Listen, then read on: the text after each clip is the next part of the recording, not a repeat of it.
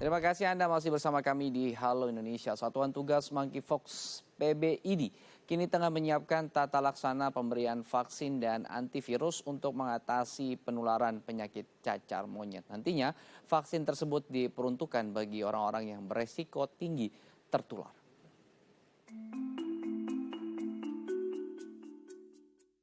Satuan Tugas Monkeypox Pengurus Besar Ikatan Dokter Indonesia atau IDI menyambut baik permintaan Presiden Republik Indonesia Joko Widodo agar vaksin cacar monyet segera tersedia. Namun, pihaknya menegaskan bahwa vaksinasi cacar monyet tidak diindikasikan untuk masyarakat umum, tetapi diperuntukkan bagi orang-orang yang berisiko tinggi tertular. Ketua Satuan Tugas Cacar Monyet IDI Hani Nilasari mengatakan, orang yang berisiko tinggi tertular cacar monyet adalah orang yang pernah melakukan kontak langsung dengan pasien yang dikonfirmasi terinfeksi cacar monyet atau terkena cairan yang dikonfirmasi mengandung virus penyebab penyakit tersebut. Tidak hanya itu, vaksinasi cacar monyet juga diberikan kepada orang yang pernah berada dalam satu ruangan yang sama dengan penderita meski tidak melakukan kontak langsung. Hani menambahkan, vaksinasi juga diperlukan bagi tenaga kesehatan yang akan menangani pasien cacar monyet. Saat ini, Satuan Tugas sedang menyiapkan tata laksana pemberian vaksin dan antivirus untuk mengatasi penularan penyakit cacar monyet. Hal ini dilakukan sebagai bentuk kesiapan Indonesia menindaklanjuti satu kasus cacar monyet terkonfirmasi di DKI Jakarta. Memang belum dibutuhkan obat antivirus, tetapi Kementerian Kesehatan bersiap untuk mendatangkan sejumlah obat antivirus untuk menangani pasien yang memang berat dan membutuhkannya. Kita masih menggunakan atau masih mendapatkan vaksinasi untuk cacar, sehingga ada beberapa literatur yang menyatakan bahwa 85% dari orang-orang yang sudah mendapatkan mendapatkan vaksinasi cacar tersebut bisa mendapatkan perlindungan hingga 85%. Jadi masih hati-hati juga, ada 15% yang tidak terlindungi begitu ya. Jadi kalau misalnya kita sudah mendapatkan vaksin cacar di sebelumnya, kita masih terlindungi. Bagaimana dengan yang kelahiran 80-an ke atas? Memang ini tidak mendapatkan, sehingga kita juga harus sangat berhati-hati. Sebelumnya, Menteri Kesehatan Budi Gunadi Sadikin mengatakan, vaksinasi cacar monyet tidak akan dilakukan pada seluruh masyarakat seperti vaksinasi COVID-19. Tim Liputan DAI TV. Ya, masih ada 15% lagi kemudian gitu ya peluangnya. Sekalipun kita sudah masyarakat sudah sebagian mendapatkan vaksinasi cacar, tapi ingat masih harus berhati-hati karena ada peluang 15%. Bagaimana kemudian tata laksana untuk vaksin ini ke depannya? Nah, sudah terhubung bersama saya melalui sambungan Zoom ada Bapak Muhammad Syahril selaku juru bicara dari Kementerian Kesehatan, dan juga kita terhubung langsung dari Australia ada Bapak Diki Budiman selaku epidemiolog dari Griffith University. Saya akan sapa. Selamat siang Bapak-bapak, selamat sore Pak Diki. Selamat sore, Mas Imam Syahril. Oke, ini juga banyak menjadi perbincangan di masyarakat Pak terkait update-nya saat ini Pak Syahril. Mungkin bisa kita update dulu ya, sejauh ini seperti apa Pak untuk di Indonesia kasusnya Pak? Ya, terima kasih. Jadi yang kasus konfirmasi baru satu Pak Diki ya, masih tetap satu. Kemudian kita sudah memeriksa sekitar 32 orang ya Mas ya, yang kemarin semula dia suspek. Ya. Tapi setelah dilakukan pemeriksaan akhir, PCR-nya negatif, jadi dia masuk dalam kelompok discarded. Artinya sudah cukup banyak yang kita lakukan ya.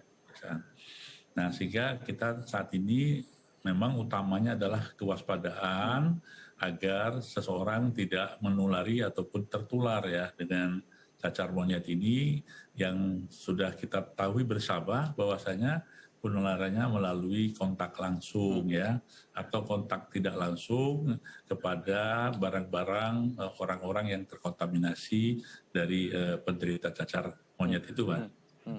Oke. Masyarakat juga penasaran nih Pak Syahril, bagaimana soal inkubasinya, bagaimana penanganannya untuk mereka yang sudah dinyatakan positif terpapar? Karena sebagian mendapatkan informasi bahwa sama seperti COVID, bagaimana proses inkubasinya, bagaimana steril untuk melakukan sterilisasi areanya. Apakah betul seperti itu, Pak?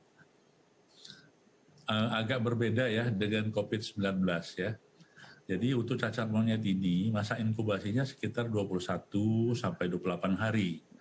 Nah, didahului dengan masa prodromal atau awal ya. Itu sekitar 1 sampai 5 hari di mana muncul gejala demam tinggi, kemudian sakit kepala yang berat dan juga ada pembesaran di kelenjar leher, limfonodi ya. Limfadenopati baik di leher, kemudian di ketiak maupun selangkangan.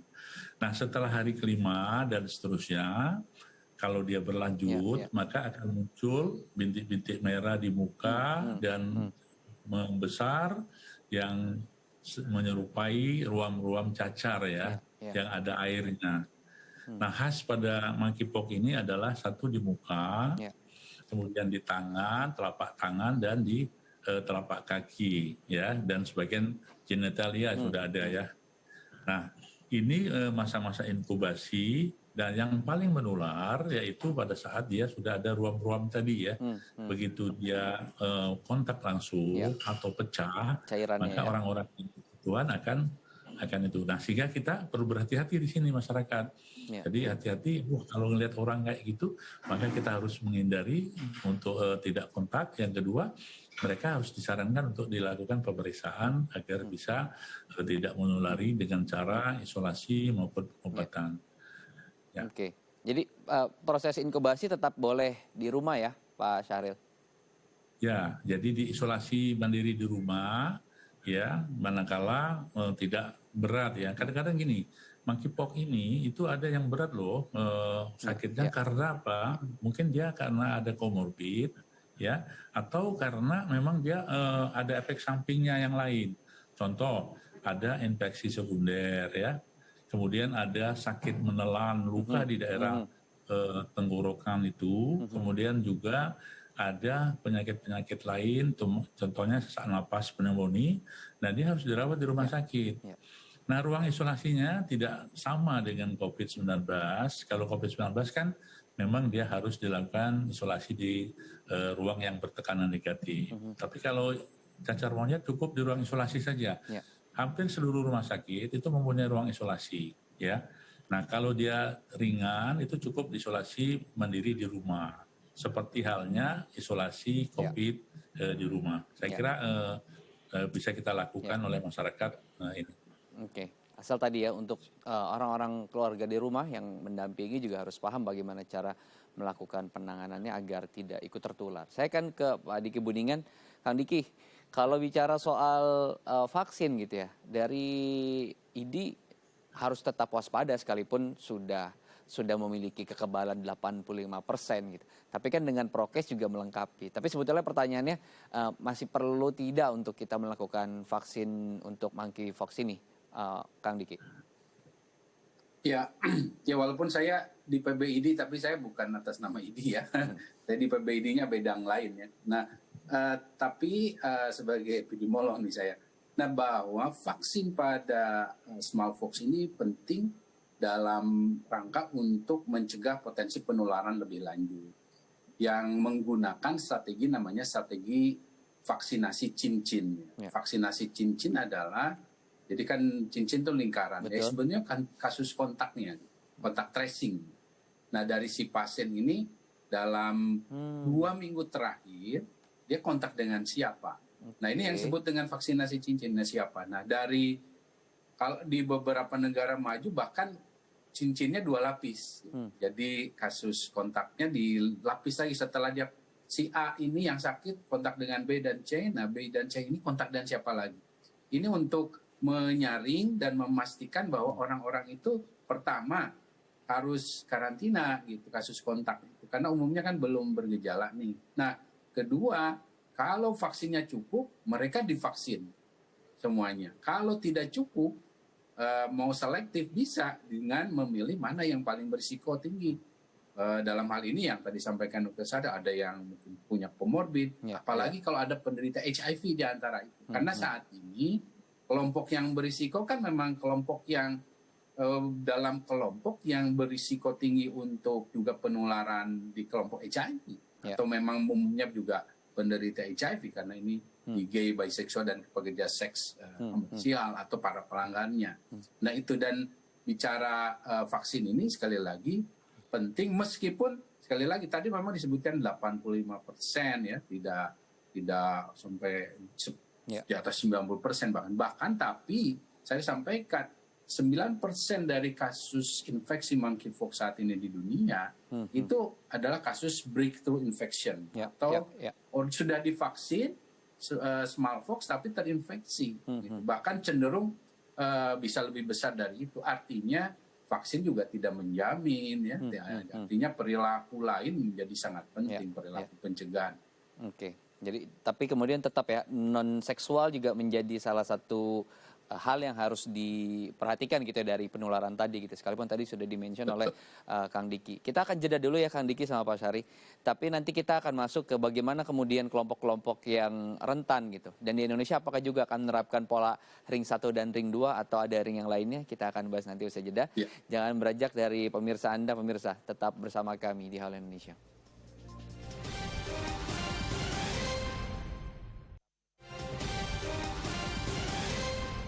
Terima kasih Anda masih bersama kami di Hal Indonesia. Kita akan kembali melanjutkan perbincangan. Masih terhubung bersama saya, Kang Diki, dan juga Pak Syahril dari Kementerian Kesehatan. Saya akan mulai dari Kang Diki terlebih dahulu ya. Kang Diki, kalau kita bicara soal kelompok, ini kan sudah dinotis gitu ya, kelompok-kelompok tertentu saja gitu ya Pak Diki. Ini menentukannya berdasarkan, selain ring tadi ya, berdasarkan umur kah, berdasarkan komorbid yang dimiliki kah, atau seperti apa? Jadi kita harus pertama memahami bahwa yang bisa terkena monkeypox itu sebenarnya semua usia, semua jenis kelamin, semua orientasi seksual.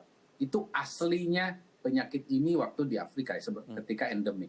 Nah, namun saat ini dengan pola yang berbeda, ya, klaster yang terjadi saat ini dan sebarannya ini terjadi khusus pada kelompok berisiko tingginya ya. Yang paling berisiko tinggi adalah gay, bisexual, pekerja seks ya. Atau yang melakukan perilaku seksual yang bebas bergonta-ganti pasangan, nggak jelas juga.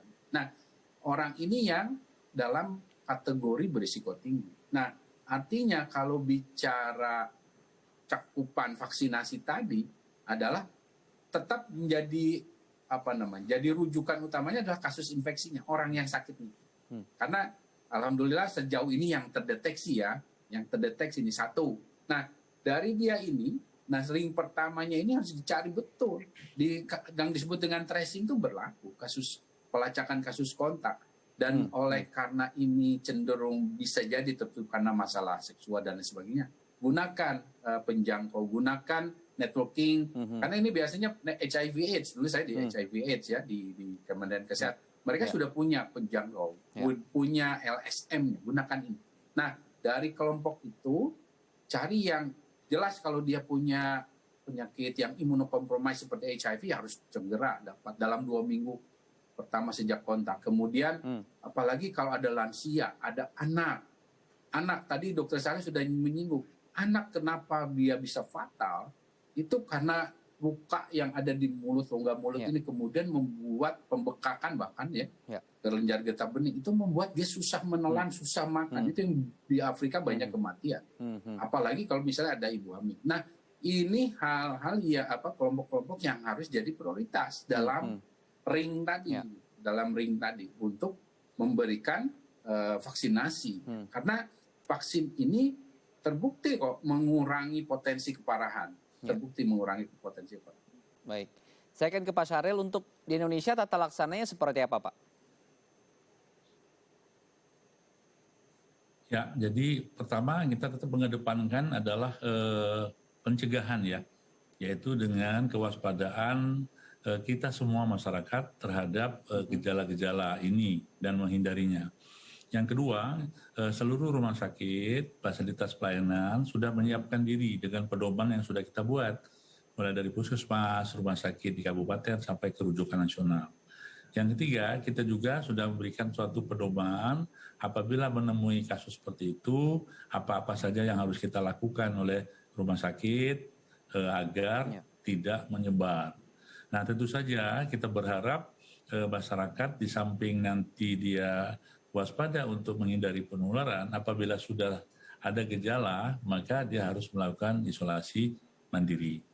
Nah, tentu saja satu lagi langkah ke depan adalah karena penyakit ini adalah bisa dihindari dengan imunisasi, maka sebagaimana disampaikan oleh Dr. Diki tadi, kita juga sudah mengupayakan menjajaki bagaimana vaksinasi juga bisa dilakukan kepada kelompok-kelompok resiko tinggi yang disebutkan oleh Dr. Diki tadi. Nah, kenapa ini dilakukan? Tadi untuk mencegah jangan sampai menyebar lebih banyak dan juga orang yang terkena tidak sakit jauh lebih berat. Nah, kebijakan ini merupakan bagian dari tanggung jawab pemerintah bagaimana kita merespon apabila terjadi kasus yang lebih banyak di Indonesia. Oke.